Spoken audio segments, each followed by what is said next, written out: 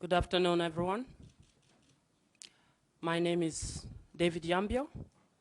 I come from South Sudan, a country with its own long history. I am the co-founder, the president, and the spokesperson for Refugees in Libya.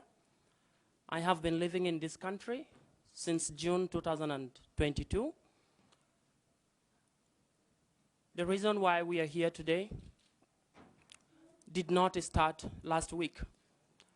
We, as refugees in Libya, in October 2021, when we found ourselves with nothing but our own voices, we started to protest the lager system, the enslavement, the torture that we had to endure inside Libya. Our protest would last for 100 days, and after that, the same system which we are speaking about today came and rounded up thousands of people, thousands of women and children, and locked them inside the concentration camp of Nzara. Those of us who survived and managed to escape, we arrived here in Europe, and our search for justice did not end. We did not sleep because we left a huge part of us inside Libya. We could not concentrate in learning Italian because a huge part of our memory, a huge part of our suffering is still on our bodies. We have carried our journey across Italian cities, different places, trying to sensibilize people about what is really happening in Libya. Who is responsible for my suffering, for the suffering of the women, of the children, who have been forced by circumstances beyond their human endurance to cross the desert to arrive in Libya, and without protection, they embark on the journey on the Mediterranean only to be returned back to Libya.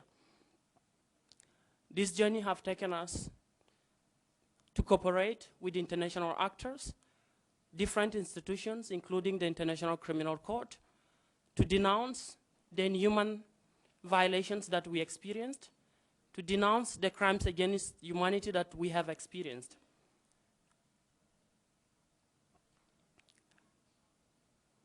I forgot you. Buon pomeriggio a tutti, io mi chiamo David Yambio e vengo dal Sud Sudan. Sono il cofondatore, il presidente e il portavoce di un'organizzazione che si chiama Refugees in Libya e vivo in Italia dal giugno del 2022. Ma la ragione per cui siamo qui oggi non è iniziata né allora e non è iniziata nemmeno con gli avvenimenti che sono accaduti nella scorsa settimana. La storia di Refugees in Libya inizia nell'ottobre del 2021, quando in tanti di noi rifugiati ci siamo trovati a protestare a Tripoli per denunciare il sistema di lager, di schiavitù e di oppressione che esiste in Libia a danno dei rifugiati. La nostra protesta è durata 100 giorni prima che quello stesso sistema che ci aveva costretto a denunciare quello che avevamo subito, ha smantellato la nostra protesta per catturarci nuovamente e tornare a privarci della nostra libertà per portarci nel lager di Ain Zara. Alcuni di noi sono riusciti a scappare e alcuni di noi sono riusciti a raggiungere le coste italiane e l'Europa. E oggi che siamo qui però continuiamo a non darci pace perché continuiamo a chiedere giustizia, anche se noi personalmente ci siamo messi in salvo, non possiamo dimenticare tutti i nostri compagni che si trovano ancora oggi a dover sopravvivere nell'inferno libico, un inferno libico di cui tutti noi quanti siamo riusciti ad arrivare qui continuiamo a portarci addosso le cicatrici sui nostri corpi. In Italia quello che fa Refugees in Libia è un'opera di sensibilizzazione della società civile per renderla consapevole di quanto accade in Libia e per denunciare un sistema assolutamente criminale. Un sistema criminale che è causa di sofferenze indicibili a danno di tantissimi rifugiati. Abbiamo iniziato a collaborare con tante istituzioni, tra cui c'è anche la Corte Penale Internazionale, presso la quale abbiamo denunciato le tremende violazioni dei diritti umani che in Libia avvengono a danno dei migranti e dei rifugiati. We are here today on a very long anticipated day,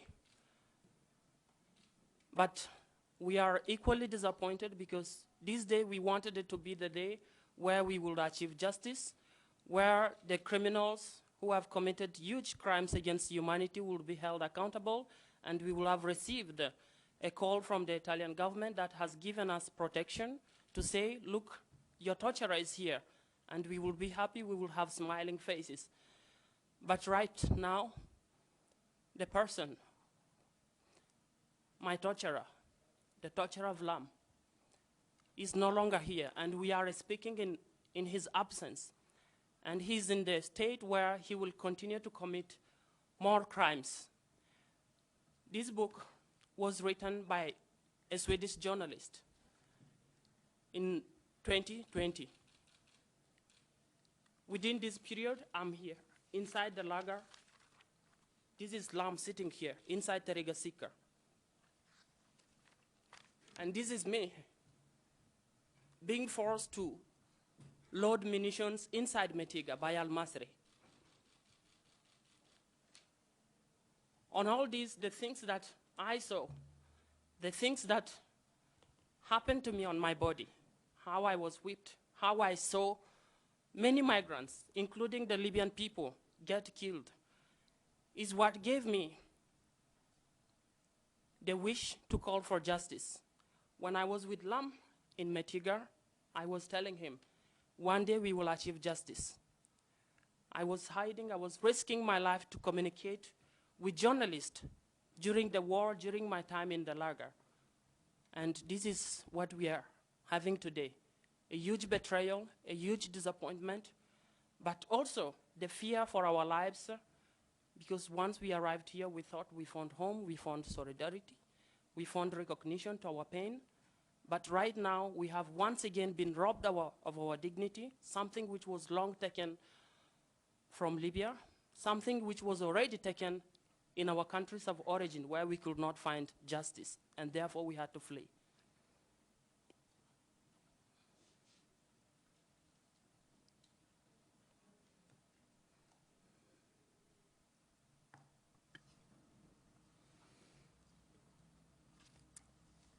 Oggi è un giorno che abbiamo aspettato a lungo e però anche dopo averlo aspettato tanto ci ritroviamo comunque con una delusione cocente, perché speravamo di poter avere giustizia, speravamo che finalmente Al-Masri, colui che ci ha torturato in Libia ripetutamente, una volta che si sarebbe trovato sul suolo italiano, sarebbe stato catturato, arrestato, e allora sì che saremmo stati contenti, e invece la nostra delusione è stata davvero fortissima quando abbiamo appreso la notizia che è stato scarcerato e gli è stato consentito di poter tornare in Libia. Al-Masri è colui che ha torturato me, colui che ha torturato Lam, e questo libro che David ha mostrato prima è un libro che è stato realizzato da un giornalista svedese nel 2020 e ci sono pubblicate all'interno alcune foto che ritraggono sia me che Lam nel lager di Mitiga, dove lo stesso al-Masri ci aveva imprigionato e ci costringeva ai lavori forzati. È per tutte le cose che ho visto a Mitiga, per tutte le cose che ho visto in Libia accadere non solo a me, ma tanti altri rifugiati e migranti che voglio giustizia, vogliamo giustizia. Quando ero in Libia ho rischiato ripetutamente la vita per poter comunicare con i giornalisti, per poter far sapere al mondo esterno che cosa accade in Libia. E una volta arrivato in Italia pensavo di essere arrivato in un posto dove finalmente avrei potuto vedere riconosciute la mia dignità, dove finalmente avrei potuto vivere in uno stato di diritto, dove la giustizia è qualcosa di vero, di reale, che esiste.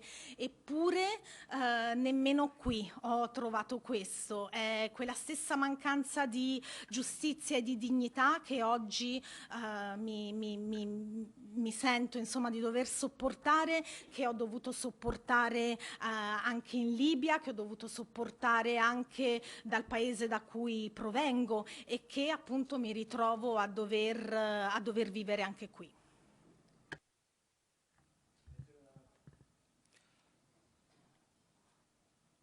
With that being said, on all the crimes, as I keep repeating, that we witnessed, al-Masri is now back to Libya. For me, I witnessed al-Masri not just as a torturer. The mechanism of human trafficking that I work on every day, this picture, we published it a few days ago of Naima Jamal inside the lager from southern Libya, Kufra, all the way to the west, throughout Tripoli. It's a mechanism that does not run in Libya without the knowledge of al-Masri, the system of al-Masri, how people are intercepted on the Mediterranean. If many of you are wondering, how did I end up meeting al-Masri? On 29 November 2019, I was intercepted, captured at gunpoint by Libyan militia who called themselves Libyan Coast Guard, brought back to Libya to the official detention center called Tariga Sikr, and our government here in Italy knows it very well. From there, I was sold to Jadida. From Jadida, I was sold to Mitiga, where I experienced all forms of torture. But also, innumerable people who disappeared in between those periods, disappeared into the system of al-Masri. How people are forced to pay enormous amount of money, how families are scammed, how women are tortured, raped. All these things, we have seen it, we have lived it, and we still continue to live it.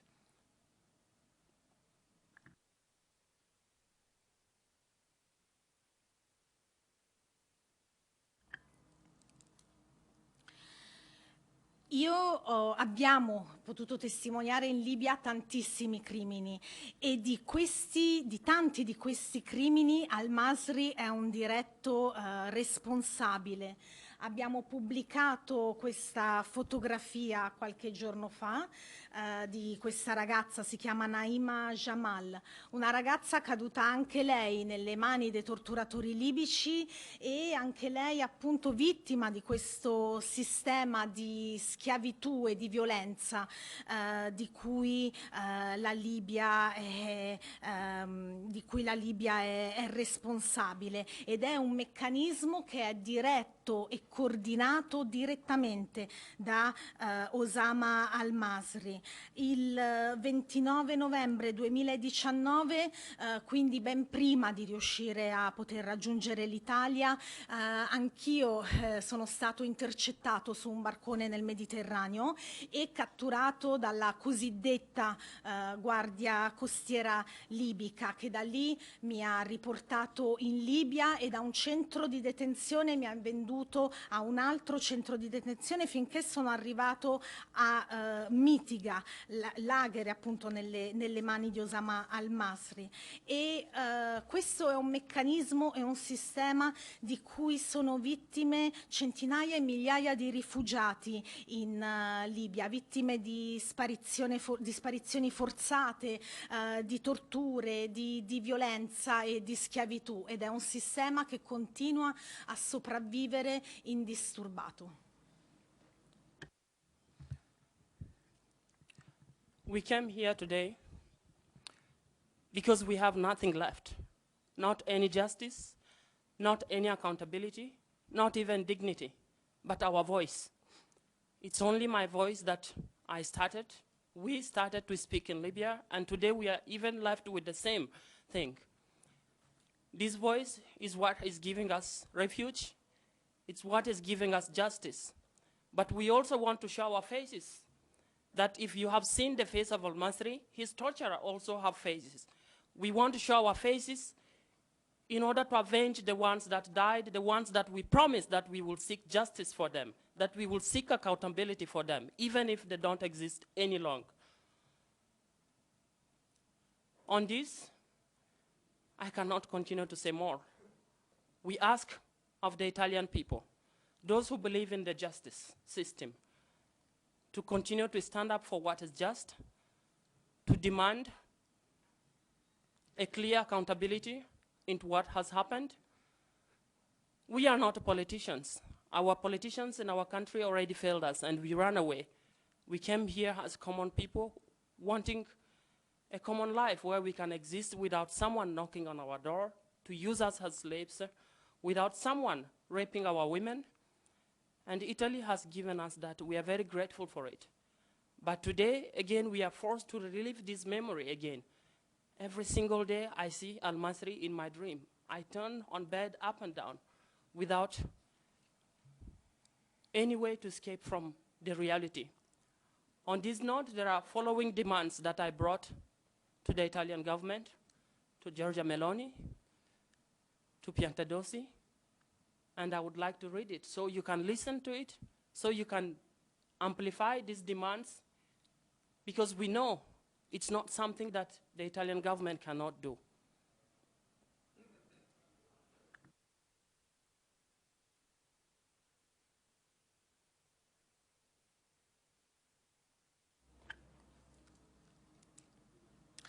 Oggi siamo qui perché vogliamo far sentire la nostra voce. La nostra voce è tutto quello che abbiamo. Per tanto tempo siamo stati derubati della dignità, siamo stati derubati dei nostri diritti fondamentali, siamo stati derubati della giustizia. La nostra voce è quello che abbiamo usato in Libia ed è quello che possiamo continuare ad usare anche qui, appunto, per domandare giustizia. Oggi, oltre alla nostra voce, siamo qui perché vogliamo metterci anche la faccia nel chiedere, nel pretendere giustizia. Questo per rendere per dare, come dire, per rendere giustizia anche a tutti i nostri compagni che abbiamo conosciuto e che abbiamo dovuto lasciare dietro di noi in Libia, o che peggio ancora non sono morti dopo indicibili torture e sofferenze. Quindi vogliamo chiedere alla società civile italiana di unirsi a noi nel chiedere questa giustizia. Noi non siamo politici, i politici nei nostri paesi di origine purtroppo ci hanno già deluso ripetutamente, ed è anche per questo che siamo stati costretti ad andarcene, a scappare. E siamo arrivati sì qui in Italia, dove abbiamo finalmente trovato protezione e sicurezza, dove possiamo sicuramente condurre una vita senza avere timore che qualcuno si presenti alla nostra porta per rapirci e portarci in un centro di detenzione, costringerci a lavori forzati, e di questo siamo grati all'Italia. Ma io non posso dimenticare quello che al-Masri ha fatto e che gli viene consentito di continuare a fare in Libia. Non lo posso dimenticare perché lo sogno tutte le notti, è un incubo che mi perseguita. E Noi abbiamo formulato una serie di richieste al governo italiano, a Meloni, a Piantedosi e sono delle richieste che adesso vi vorrei leggere così che voi le possiate amplificare.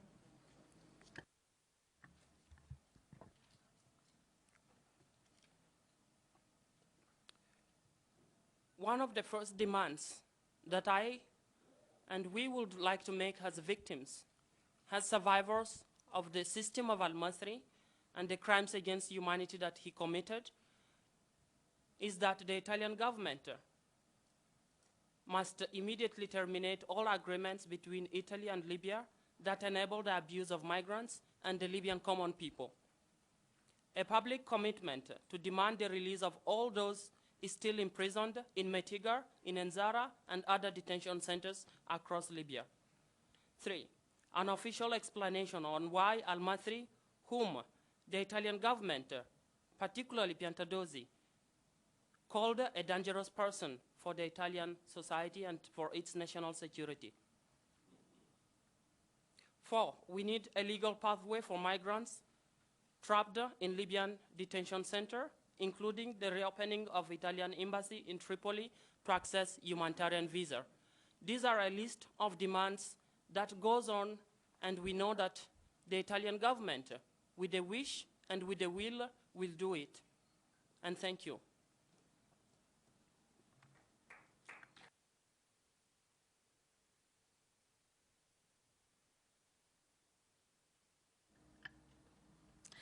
In qualità di sopravvissuti e di vittime di Osama al-Masri, innanzitutto chiediamo la cessazione immediata di tutti gli accordi esistenti tra la Libia e l'Italia che consentono gli abusi nei confronti dei migranti e anche della società civile libica. Chiediamo poi un impegno pubblico per richiedere il rilascio di tutti coloro che sono ancora imprigionati a Mitiga e negli altri centri di detenzione libici.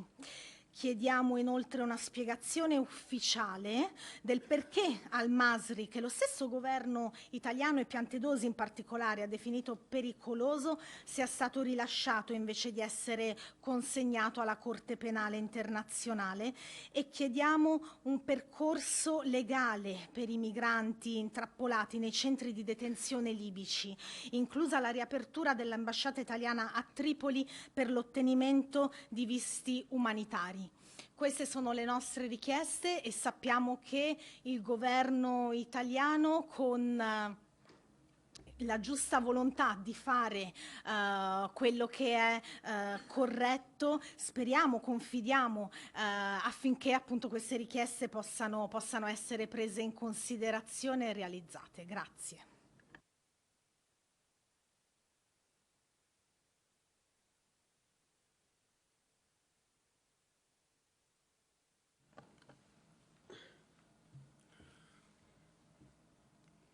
Buonasera. My name is Lamagok. I'm very happy to be here. My name is Lamagok. I come from South Sudan. I am a member of refugees in Libya. I've been to Libya for 5 years.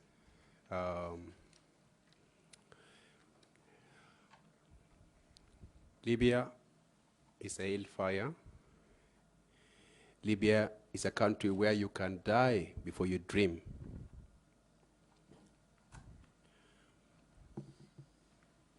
Migrants in Libya are dying every day.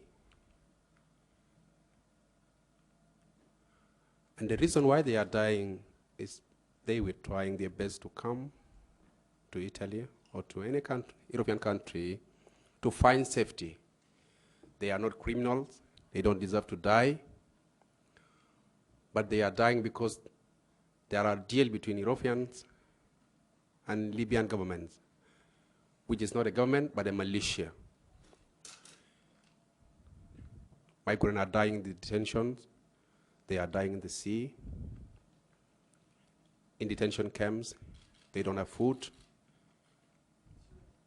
They drink salty water. They don't have an access to medical care. They are ignored.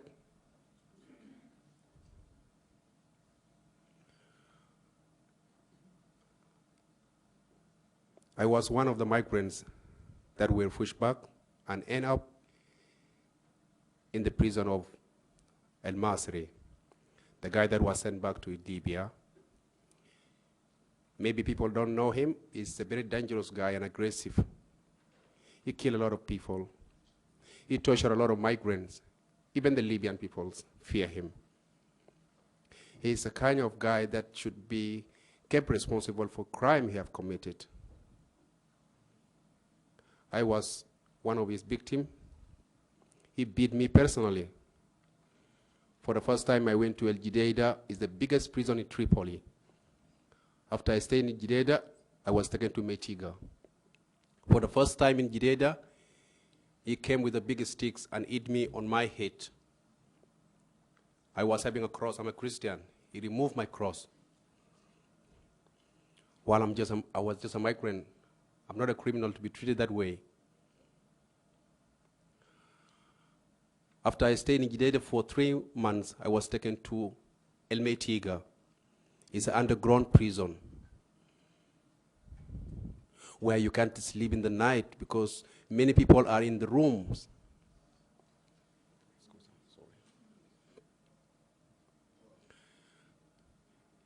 It is an underground prison that everybody is treated like a criminal, even if you are not a criminal.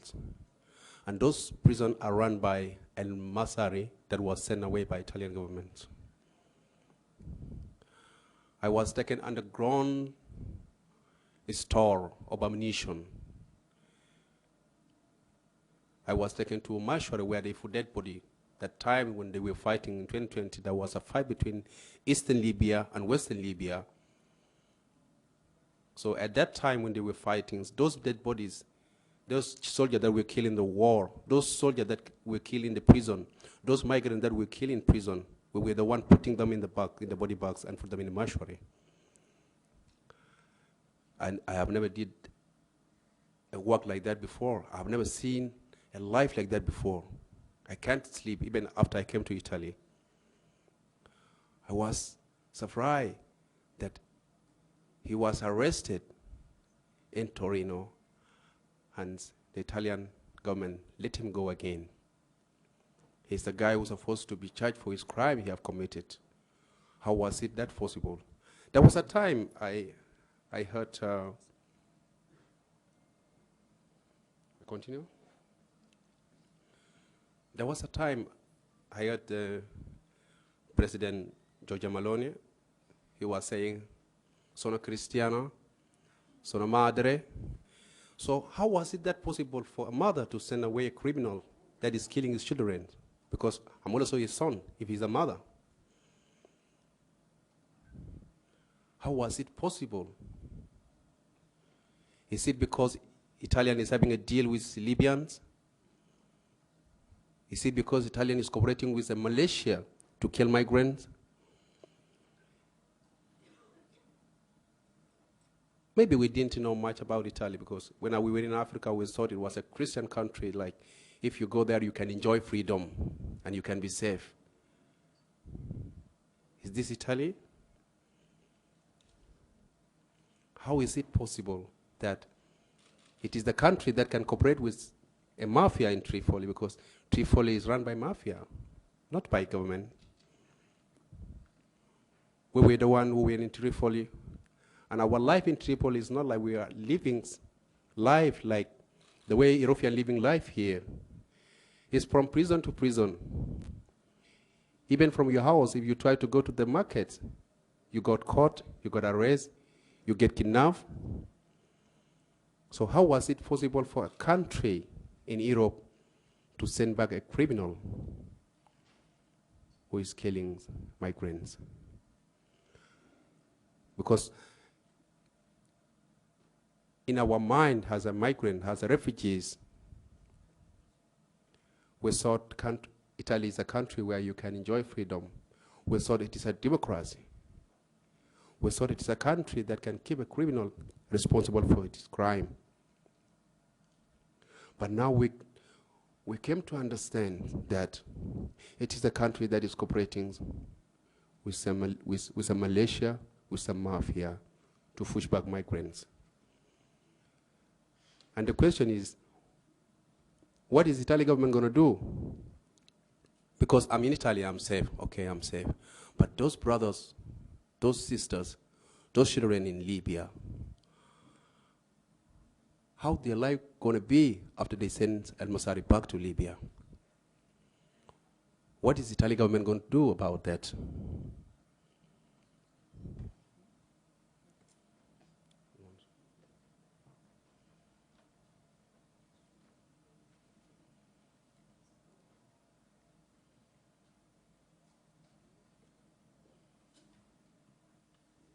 Buon pomeriggio a tutti, io mi chiamo Lam Magok e vengo dal Sud Sudan. Sono un membro di Refugees in Libia. La Libia è un paese che conosco bene, ci ho vissuto per 5 anni e posso riassumere quello che è questo paese con una sola parola, che è inferno. La Libia è un inferno per i migranti e i rifugiati, un inferno in cui muoiono tutti i giorni. Muoiono tutti i giorni quelli che non riescono a mettersi in salvo quando appunto provano a raggiungere l'Europa. Sono persone che non hanno fatto nulla di male, non sono criminali, sono persone che non si sono macchiate di nessun crimine, eppure muoiono ogni giorno nell'inferno libico. Anche a causa, come effetto diretto, degli accordi che il governo italiano ha con il governo libico che è una vera e propria mafia.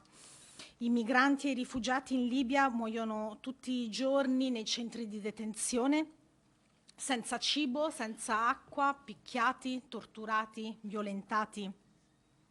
E io sono stato uno di quei migranti e io sono stato in questi lager, anche a Mitiga, che appunto è un lager diretto da Al-Masri. Sono stato picchiato da Al-Masri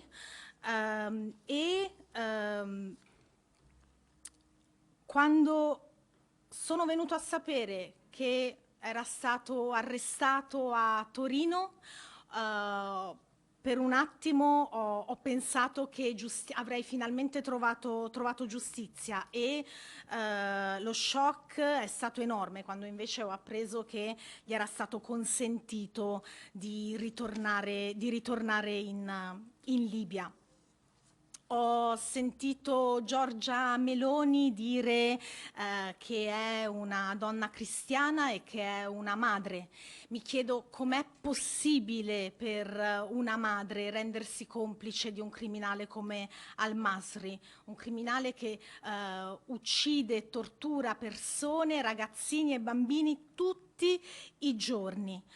Quando ero ancora in Africa e fantasticavo di poter finalmente un giorno potermi finalmente mettere in salvo, mi chiedevo come sarebbe stato vivere in Europa, vivere magari appunto in Italia, mi chiedevo come sarebbe stato vivere in un paese dove concetti che dovrebbero essere fondamentali per tutti, come la libertà e la giustizia, sarebbero state cose di cui finalmente avrei potuto godere anche io. E non vi posso dire quanto è grande invece la mia delusione nel rendermi conto che la cooperazione tra il governo italiano e quello libico è così stretta, per cui anche a fronte di un mandato di cattura della Corte Penale Internazionale, Al-Masri sia stato comunque rilasciato. Ora davvero mi rendo conto purtroppo di quanta complicità ci sia da parte del governo italiano rispetto a tutto quello che è accaduto a me e rispetto a tutto quello che continua ad accadere ancora oggi a tantissimi rifugiati in Libia. E ora la domanda che continuo a chiedermi è che cosa accadrà adesso che Al-Masri è stato rilasciato. Davvero era stato catturato e comunque non cambierà nulla, comunque tutti i rifugiati e i migranti che si trovano in Libia davvero dovranno continuare a morire, a subire tutte le violenze e le torture di cui io stesso sono stato vittima.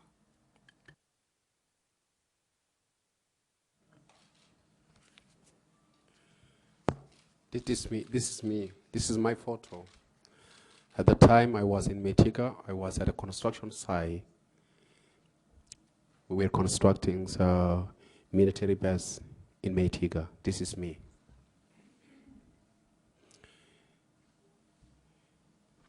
This is me when I went to work and I tried to escape from this site, because I didn't know much about Metiga, but when I tried to escape, we found that there is a big wall that someone cannot able to climb. We were brought back by the police, and the police at the same time were calling Al-Masri to come and see those migrants who escaped. And he was coming with a pistol in the hands, and he started beating us with his soldier.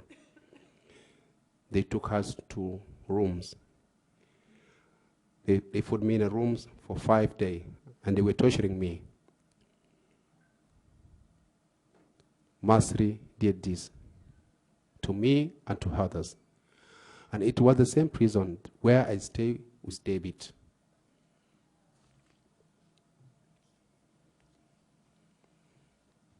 So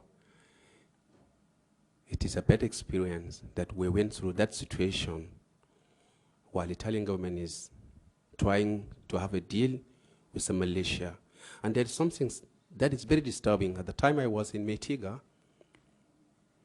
the mortuary where they put dead body, at the time we were taken as a migrant to go and work in that mortuary where they put dead body, we were using our hands, not any glove, not even a mask. They were standing away from us because they don't want to smell anything, but they push us inside to do that. They force us to do that, and they can't be able to do it by themselves. How was that possible for migrants to do that? So we have to keep Italian government responsible for all these crimes that have been committed in Libya by a militia who are in contact or in cooperation with them for doing all these things. We don't deserve this. We are migrants. We need to live. We need to enjoy freedom like anybody. Thank you.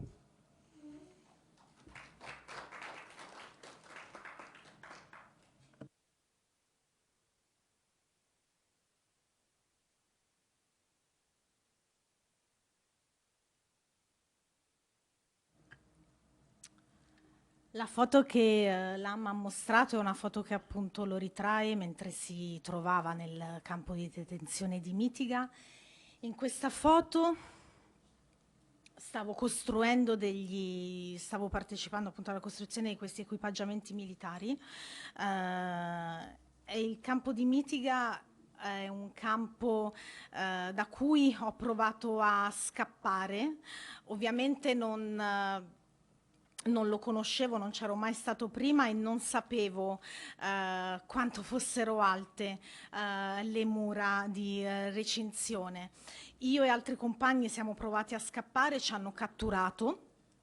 I miliziani hanno chiamato Al-Masri in persona, che è venuto con una pistola. Ci hanno rinchiuso minacciando di ucciderci. Non ci ha ucciso, ma ci ha torturato per 5 giorni. Quando Ero a Mitiga, oltre ad essere torturato, a essere costretto ai lavori forzati. Un'altra delle cose che sono stato costretto a fare era quello di rimuovere i cadaveri. Era una cosa che mi facevano fare senza mascherina, senza guanti.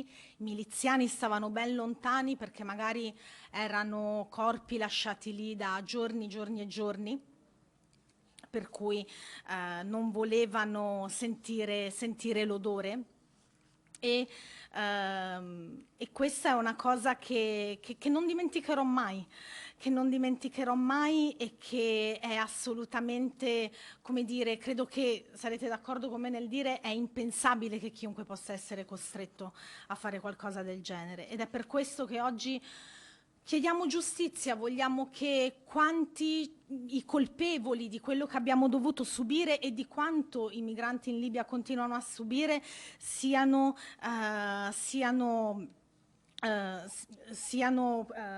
portati insomma davanti ai tribunali di competenza e processati. Non meritavo tutto quello che mi è successo. Non meritano tutti i migranti che ancora si trovano in Libia, non meritano tutte le torture, le violenze di cui sono vittime ogni giorno, ed è per questo che continueremo a chiedere giustizia.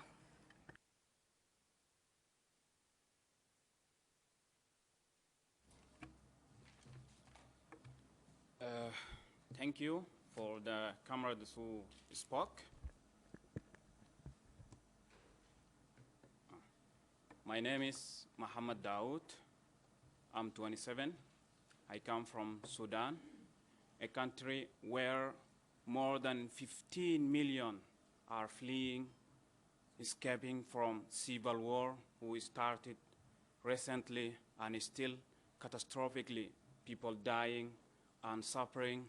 But unfortunately, I still never looking or never getting any kind of media, big medias, talk about this torture, talk about this humanity crisis. I am a man who never had a passport in his life, in his entire life. Although I was crossing many borders, walking and climbing mountains, trees, only for I'm not having a chance to take a flight or to take a regular transport because I have no document, and a country where it's almost destroyed, 100%, and there is no solution to get back to my country. I have witnessed it and experienced it, widespread crisis, humanity, and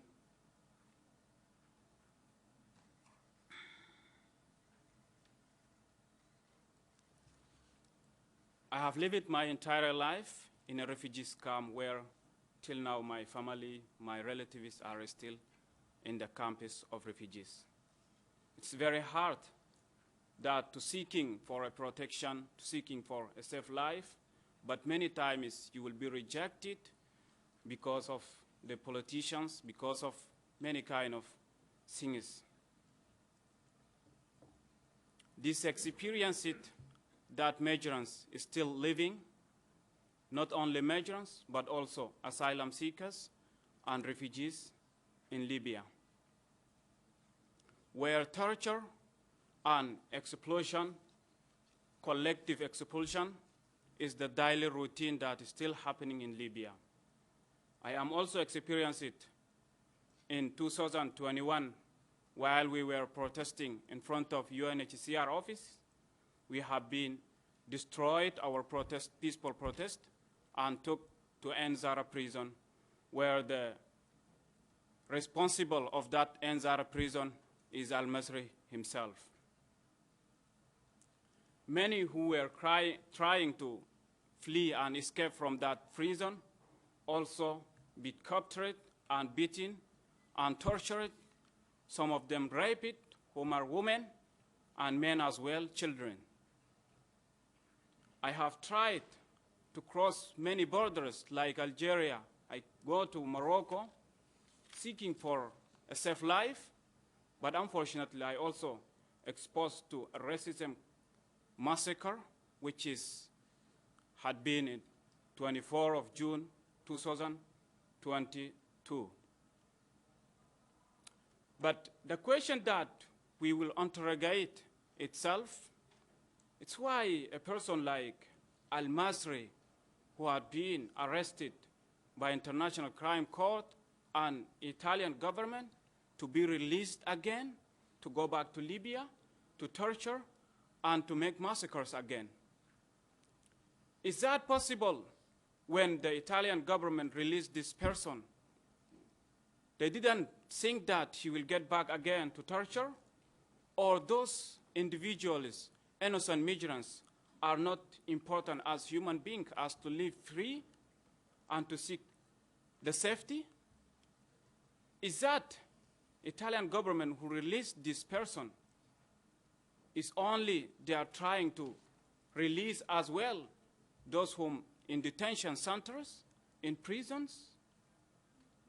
Who's going to take charge of these individuals, of these innocent women, children? Is that the question is that supposed to give a response while they are thinking to release a criminal person like Al-Masri? It is not only me, not only David, not only Comrade Lam who tortured in those prisons, but there is many thousands of migrants who is still not having even chance to sit in a table like this to tell their story or to give what they have tortured or to say it. So I think it's a big responsibility that supposed to put a shed, to take a shed, only to protect those innocent migrants who remain massacring and torturing by fire in the detention centers where the Al-Masri who, the boss and giving orders to torture these people. Al-Masri as well, he's a boss who negotiate by the money other human traffickers for those whom pushing back from the Mediterranean Sea to take them and to put them on the prisons. I think if we want to speak about the humanity, also we need to care about the others. Not only I am safe, and I'm talk about the humanity, and I don't care while people being killed, people being tortured by fire, imagine, and you see nothing. You are releasing a criminal man like Al-Masri. As the demands had been talked by a Comrade David, as refugees in Libya who many migrants have only one voice that could be achieve their safety, is where we established Refugees in Libya as organization that to talk to, in order to talk to problem of the migrants. So I ask very politely, we need to take shed, we need to put shed on this situation exactly where there is a detentions, there is a prisons, which is only daily practice is extortions and raping and buying people. So dear people, dear journalists, please see our problems. And thank you.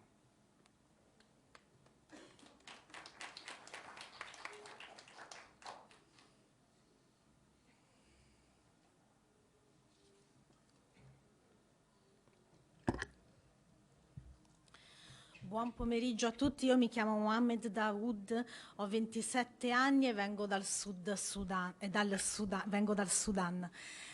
Il Sudan è un paese dilaniato dalla guerra da tantissimi anni, da cui a oggi milioni e milioni e milioni di persone sono scappati. Una situazione della quale devo dire non ritrovo tanta eco nei media. Io, in quanto sudanese, un paese appunto dilaniato dalla guerra e in crisi perenne ormai da decenni, non ho mai avuto un passaporto. Eppure ho attraversato tantissimi confini, spesso camminando. Non ho mai avuto un passaporto perché vengo appunto da un paese distrutto che non me ne ha mai potuto rilasciare uno, e ho testimoniato la guerra, ho testimoniato la fame, e ho vissuto per la maggior parte della mia vita in un campo di rifugiati, dove la mia famiglia si trova tutt'oggi. Io e la mia famiglia sognavamo spesso appunto di poter fare richiesta di protezione, ma ci siamo dovuti scontrare molto molto spesso con la realtà e con la politica, che è quella che è la realtà la vita dei rifugiati insomma, come dire, spesso non è interessata a vedere o a riconoscere.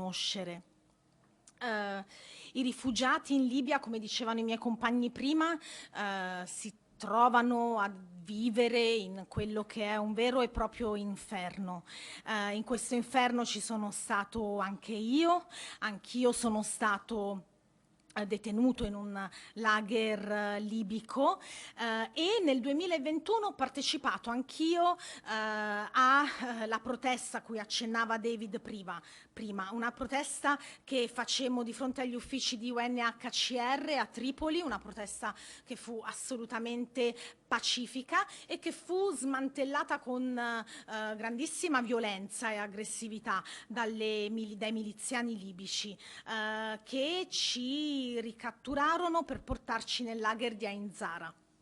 Ain Zara, come Mitiga, è un lager che è sotto la responsabilità diretta di Al-Masri, e dove i rifugiati e i migranti devono soffrire ogni giorno violenze assolutamente indicibili, inaccettabili per qualsiasi essere umano. Prima di arrivare in Italia ho provato a fare richiesta, a mettermi in salvo anche in altri paesi, in Algeria e in Marocco. Tutte le volte però in qualche modo sono stato rispinto indietro verso la Libia. Sono stato anch'io scioccato nell'apprendere come il governo italiano abbia consentito ad Al-Masri di poter ritornare in Libia, e non posso fare a meno di pensare che non sia possibile che il governo italiano non sia al corrente di quello che Al-Masri fa in Libia. Non credo sia possibile che il governo italiano non sia a conoscenza delle torture, degli stupri, delle richieste, dei lavori forzati e delle morti che i rifugiati soffrono per mano di Al-Masri e dei miliziani libici tutti i giorni. E quindi mi chiedo: chi si prende oggi la responsabilità di queste persone, di donne, uomini e bambini innocenti torturati e uccisi tutti i giorni nei lager libici, anche nei lager di Al-Masri? Di Al-Masri siamo stati vittime appunto non solamente io, David e Lam, ci sono migliaia di rifugiati, di nostri compagni che ancora oggi si trovano in Libia, ed è per questo che siamo qui oggi, per poter testimoniare anche per conto loro. La riteniamo una nostra responsabilità far sentire la nostra voce, affinché dal momento in cui, come dire, nessuno sembra volersi far carico di quanto accade loro in Libia, affinché possiamo farcene carico noi. Al-Masri è un trafficante di esseri umani, è una persona assolutamente pericolosa, è una persona a cui non doveva assolutamente essere consentito di poter tornare in Libia. Ci si chiede spesso cosa sia l'umanità, no? Insomma, io penso che alla fine l'umanità non sia altro che pensare anche agli altri, ed è quello che proviamo a fare appunto con Refugees in Libia, ed è quello che proviamo a fare qui oggi parlando a voi. Pensiamo alle persone, ai migranti, ai rifugiati che ancora oggi si trovano nell'inferno libico, e quello che domandiamo è appunto che tutto questo sia condannato. non chiediamo più di questo, che la realtà e la verità venga riconosciuta rispetto a quanto accade in Libia, nella speranza che possa essere fatta giustizia.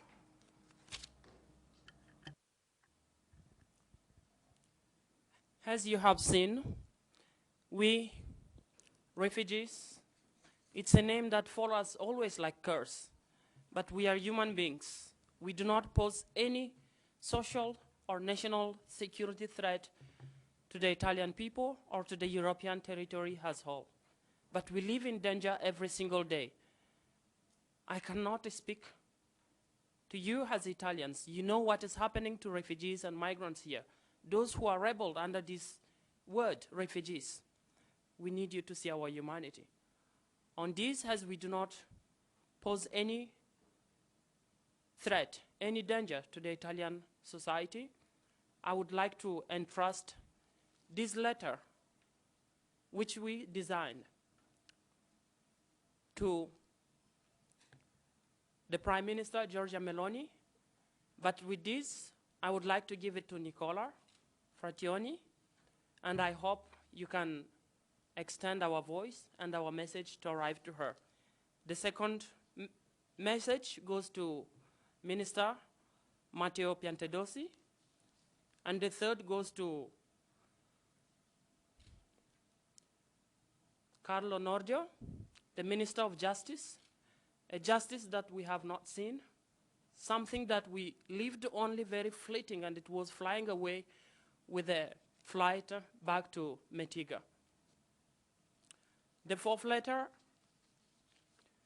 goes to Alfredo Mantovano, and I hope you, the journalist, will continue to change the world through your work, and from our part, we will continue to use our voices as best as we can. And thank you all for being here today.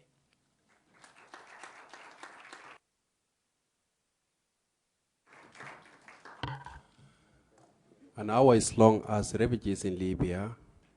We are saying that even if we are living in Italy, we are not free. Even if we are living in Germany, we are not free. Even if we are living in France, in Belgium, in Holland, we are not free until refugees in Libya, in Tunisia, in Algeria, in Morocco are free.